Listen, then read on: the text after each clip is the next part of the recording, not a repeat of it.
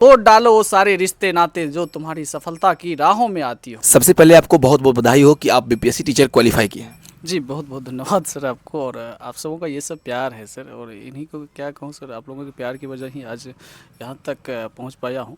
और दूसरी बात, आप यहाँ दिख रहा होगा, यहीं वो रूम हुआ करते थे सर, ये आज चार दीवारी हुआ करते, यहीं झोपड़ी हुआ करते थे। हम लोगों की शुरुआत यहीं से होती है, और यहाँ से हम लोग एक संकल्पित भाव से करीब एक साल पहले हम लोग एक संकल्प लिए थे कि यहाँ से हम लोगों को उठना है, जाना है। तो ये कहते हैं ना कि अगर तुम जवान हो तो तुम्हारी उस जवानी की कसम, अगर तुम जवान हो तो तुम्हारी उस जवानी की कसम, तोड़ डालो वो सारे रिश्ते नाते जो तुम्हारी सफलता की राहों में आती हो।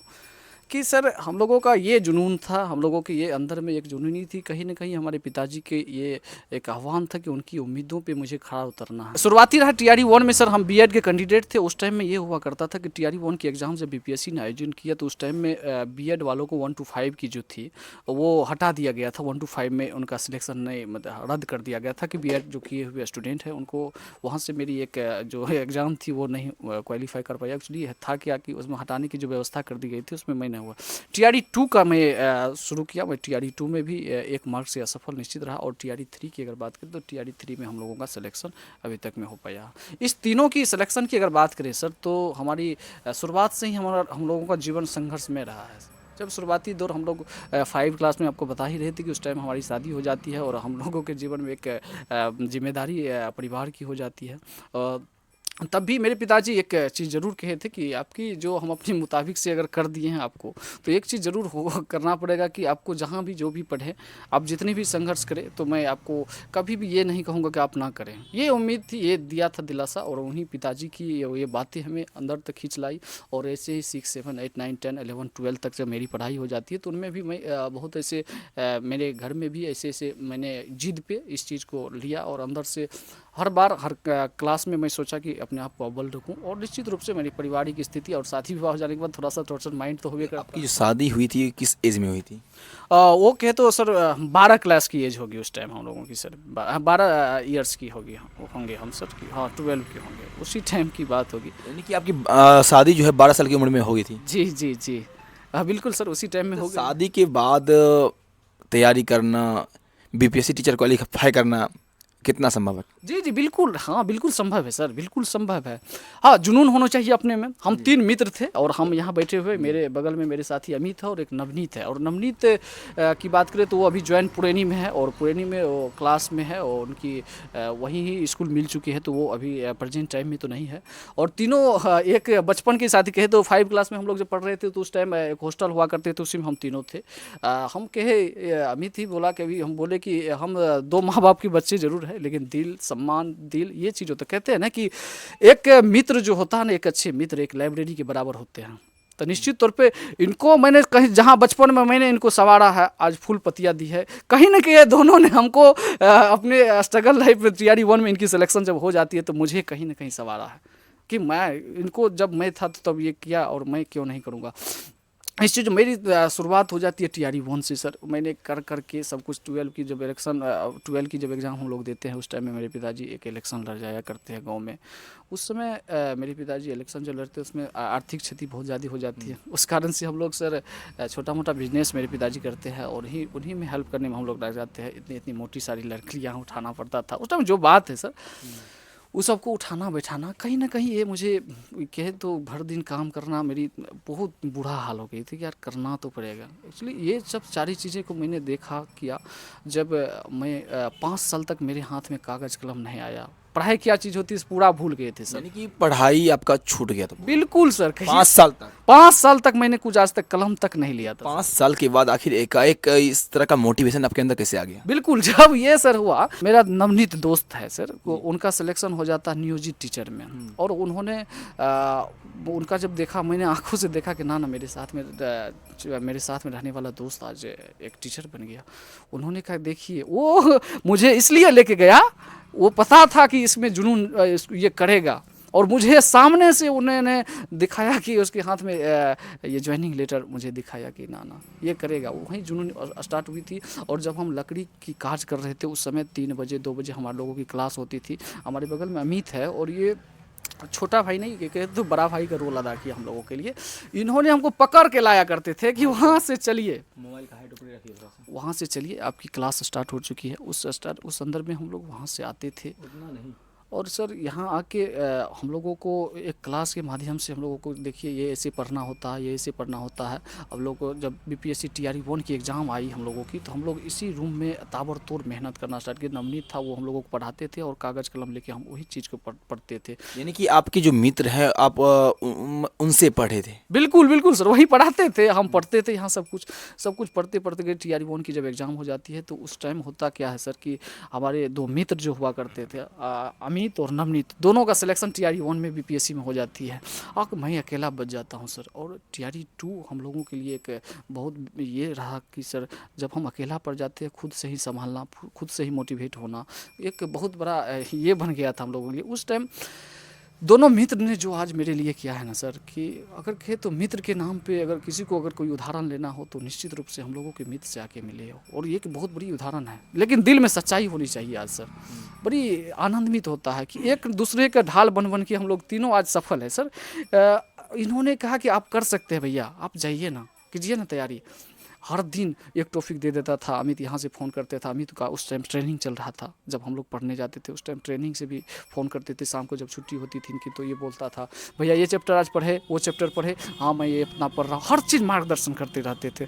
मैं वहाँ लाइब्रेरी में जब पढ़ने जाया करता था कि एक ही उम्मीद लगाई रहती थी कि मेरे पिताजी जो हमको भेजे हैं, हमारे पिताजी जो आज मोटिवेट के लिए, मेरे पिताजी मेरे लिए काफ़ी था सर कि उन्होंने सुबह 4 बजे उनका उठना होता। अभी भी देखिएगा आज 60 साल की उम्र है उन्हें, मेरे पिताजी की, बुजुर्ग है, लेकिन वो आज 4 बजे सुबह जग जाते हैं। बहुत है उनकी, जब सुबह देखता हूँ पूरा घर का काम उम करके पूरा कंप्लीटली करके। जो आपके पिताजी काम करते हैं 60 की उम्र में, उससे कहीं न कहीं आपको मोटिवेशन मिला था? बिल्कुल बिल्कुल सर, वही यादें रहती थी। अरे यार वो 60 का एज हो के वही रग, वही खून तो मेरे में भी दौड़ रहा है ना। वो भी जिद्दी किस्म के इंसान है। वो किसी चीज़ को अगर कह दे कि ये मुझे सुपुर्द करना है, मेरे पिताजी मेरे लिए इतना कर रहे हैं, मेरे लिए इतना सारी चीज़ें ये कर, फिर मेरे चलते मेरे पिताजी का सर नीचा हो जाए तो फिर बेकार है मेरा रहना सर। ये मुझे ये हर अव्वल रहता था, हर वक्त रहता था सर कि उनकी पगड़ी को मैं कैसे बचाऊं। इस पे काम करना दिन रात मैंने ये कर दी। ना घर बात करता था मैं, किसी से कुछ बातें नहीं करना, कोई गाली दे तो भी नहीं सुनना। बहुत सारे ऐसी चीज़ें थी, होता रहता है सर, जीवन है। वो कुछ क्या कर, कौन बोल रहा है, कौन क्या कर रहा होगा, ऐसे मजाक कर रहा है, कैसे करेगा, ये पास होगा कि नहीं होगा, कुछ नहीं, मुझे सुनना ही नहीं। कोई चीज़ कुछ कहे हम कुछ नहीं सुनते थे सर। अरे ठीक है कोई बात नहीं, लोगों का काम है कहना, हमें उसी चीज़ से कहते हैं कि सबसे बड़ा रोग क्या कहेंगे लोग, लोगों का काम ऐसे ही कहना होता था। हमारे लिए हमारे पिताजी जो चीज़ दिए हैं हम लोगों के लिए, हमारे पिताजी ने जो हमारे के जो भी मांगे, जब भी जो चीज़ की ज़रूरत पड़ी, जितनी भी चीज़ें हैं, अरे अपना ये काट के भी हमको प्रदान किए कि ना चलो इनके लिए जो भी करना पड़े। अरे दिन की मेहनत तो छोड़िए साहब, रात में ने भी उन्होंने हमारे चीज़ों की पूर्ति करने के लिए उन्होंने काम किया था। उस बीत पे वही चीज़ें हमें थी कि ना अरे एक खुशी जो मुझसे मांग दिया तो क्या मांगा, हमें उसके लिए लड़ना है।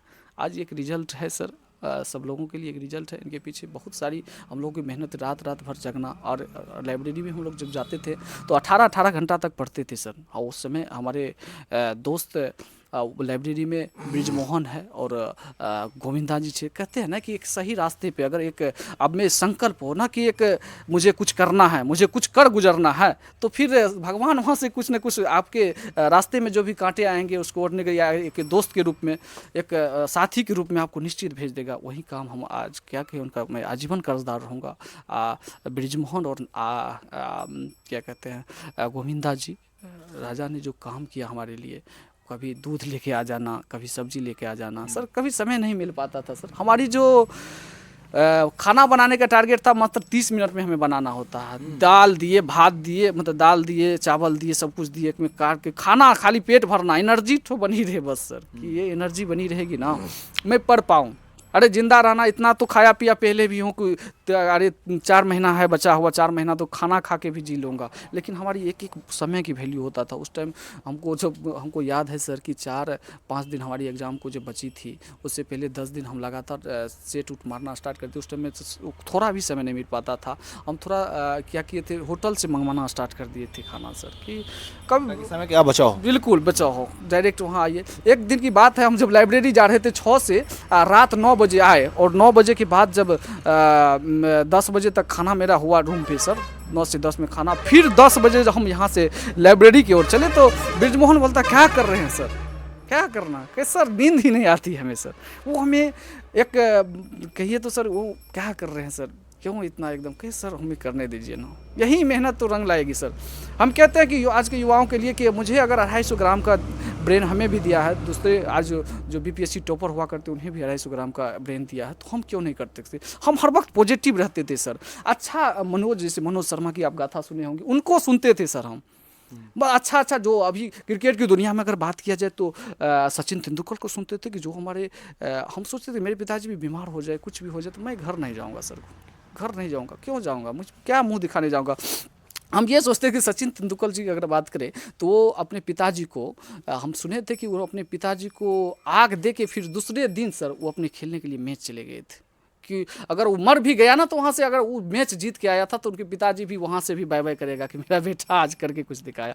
ये सारी जुनूनें थी सर हमें, ये सारी चीज़ें थी। और ब्रिजमोहन भी हमें बहुत सराहना किया सर, इनकी बहुत सी एक ऐसा एक हमारे रिलेशन के ही लोग थे और उस समय इतना टॉर्चर मुझे रूम में आके बेवजह, और ये बहुत मुझे डिप्रेशन की ओर ले गया था। मुझे याद है कि मेरे रूम पे आके करीब मुझे 3 से 4 घंटे तक टॉर्चर किया और वो जान रहा था, मेरे रिलेशनशिप का लोग, मैं नाम नहीं बोलना चाहूँगा, वो जान रहा था कि ये स्ट्रगल टाइम में है।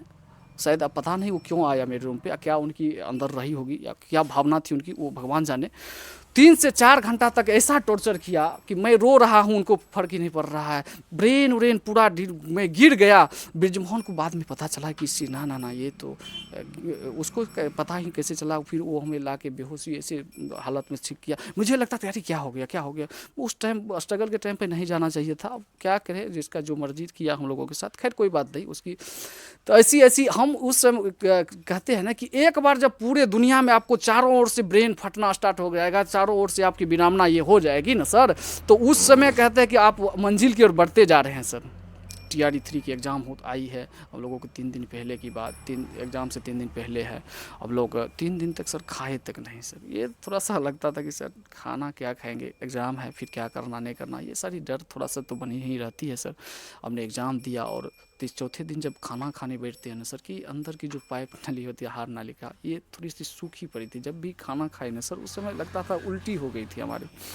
तब धीरे धीरे स्टेबल करके हम लोगों ने एग्ज़ाम हॉल से जो ही निकले तो मुझे लगा कि हाँ ये हमारा एग्ज़ाम अगली बार निकल जाएगा। हमें इस भरोसे से हमारे पिताजी से भी एकदम ये एक था कि हाँ अगली बार तुम निकाल लोगे, बड़ी उम्मीद थी। बहुत सारी चीज़ें हैं जो, हाँ निश्चित ये चीज़ कहना चाहिए आज के युवाओं को। मैं एक चीज़ बोलना चाहूँगा, कहते हैं ना कि युद्ध नहीं जिनके जीवन में वो भी बड़े अभागे होंगे, युद्ध नहीं जिनके जीवन में वो भी बड़े अभागे होंगे, या तो प्रण को तोड़ा होगा या फिर रण से भागे होंगे।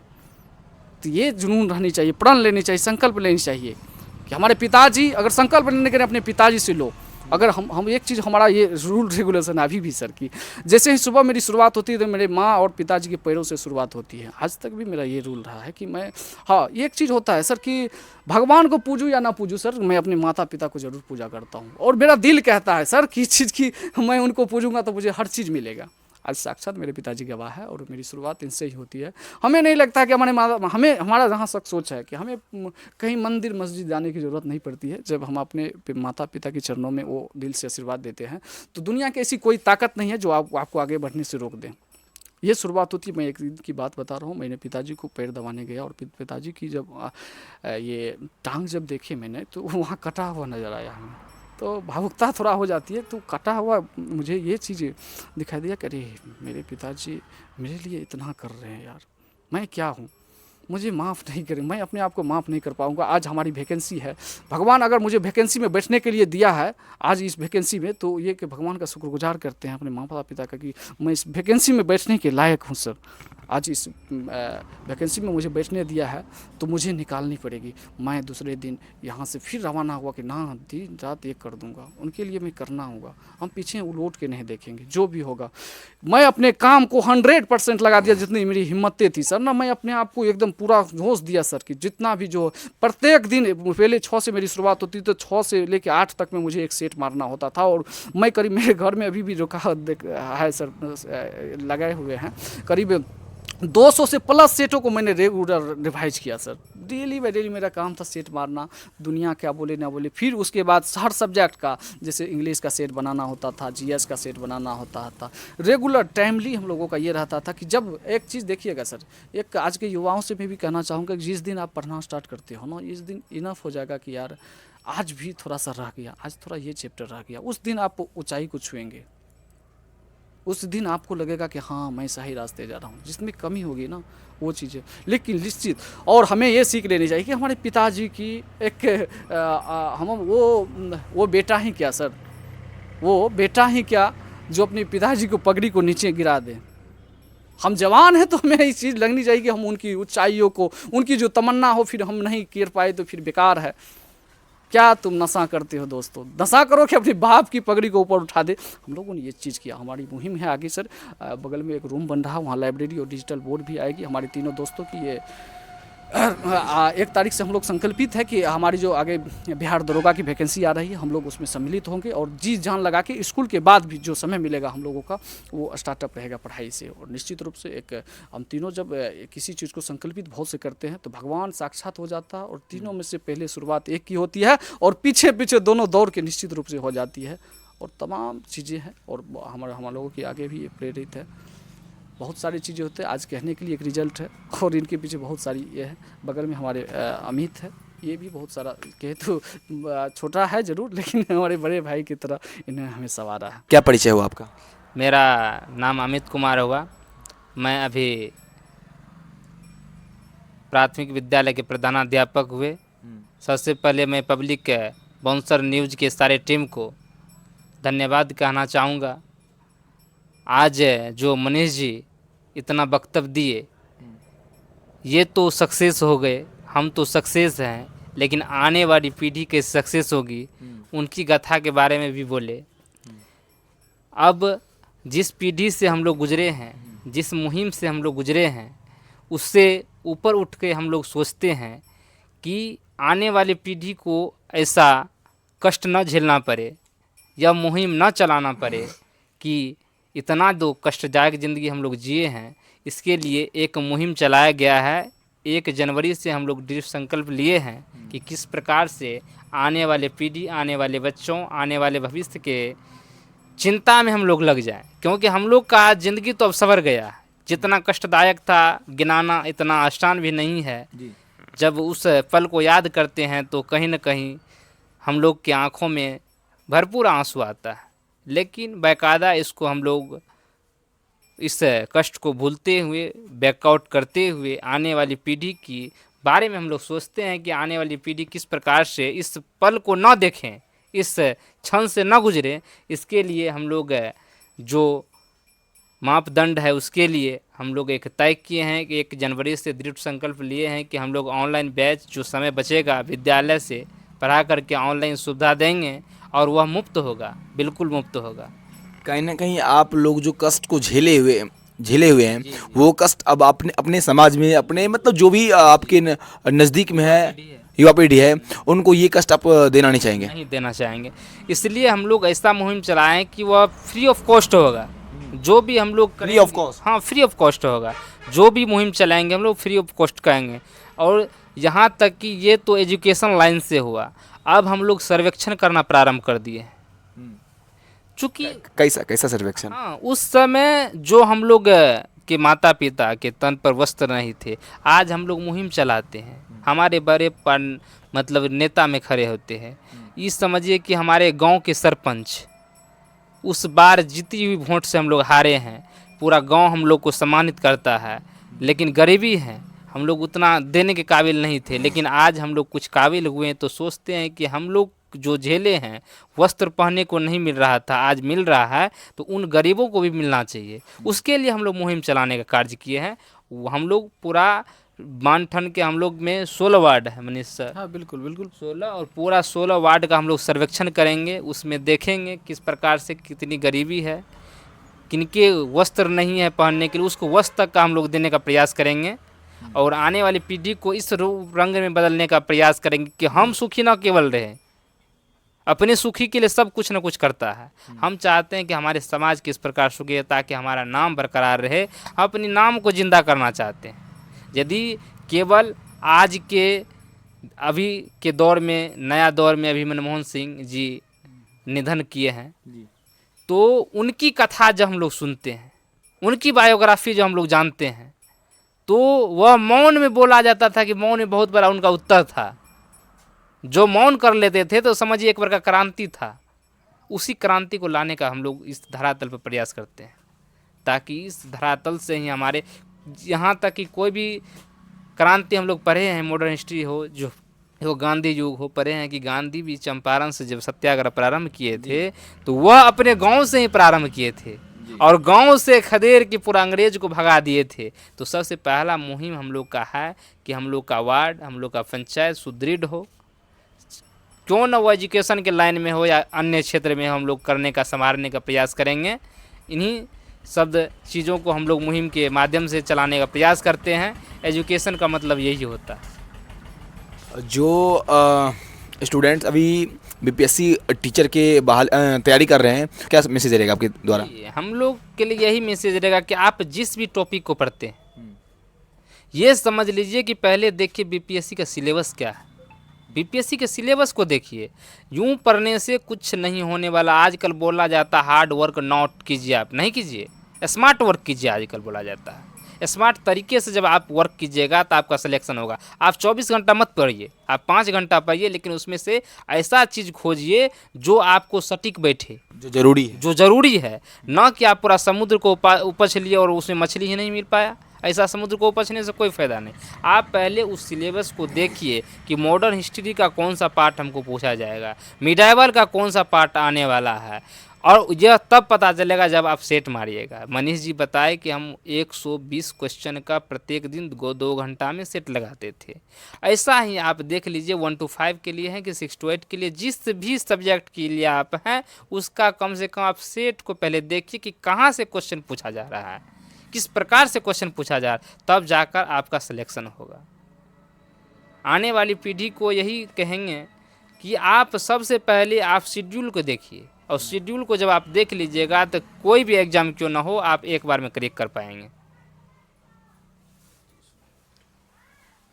कहीं ना कहीं ये जो है बीपीएससी टीचर के जो भी तैयारी कर रहे हैं उनके लिए मैसेज है कि आप हार्ड वर्क नहीं स्मार्ट वर्क कीजिए। बाद बाकी यहाँ पे मनीष जी के पिताजी हैं, उनसे ही बात कर लेते हैं और बात करने का प्रयास करते हैं। चाचा, क्या नाम हो आपका? रामदेव शर्मा। आपके बेटा जो है वो बीपीएससी टीचर बन गए हैं, तो कैसा महसूस हो रहा है? हम खुश हैं उससे। इतना मेहनत किया, इतना सब काम किया, हम उससे खुश पा रहे हैं जो हमारा बेटा कर गया। और कहने का बाद है वो अभी दूसरे को बढ़ाने का कोशिश करे। हम यह नहीं चाहते हैं कि आप दूसरे हमसे जो विद्यार्थी है जिसको नहीं है कुछ, उस दे करके कुछ बनाने का कोशिश करे, ये हमारा संकल्प है। आपको उम्मीद था कि आपके जो बेटा है मनीष जी वो बीपीएससी टीचर में क्वालिफाई कर पाएंगे? हाँ, उम्मीद था, एकदम विश्वास है, उम्मीद है वो करवाएगा। हालांकि आप क्या सोचते हैं इन 3 मित्रों के बारे में, अपनी राय कमेंट बॉक्स में ज़रूर दीजिएगा। धन्यवाद।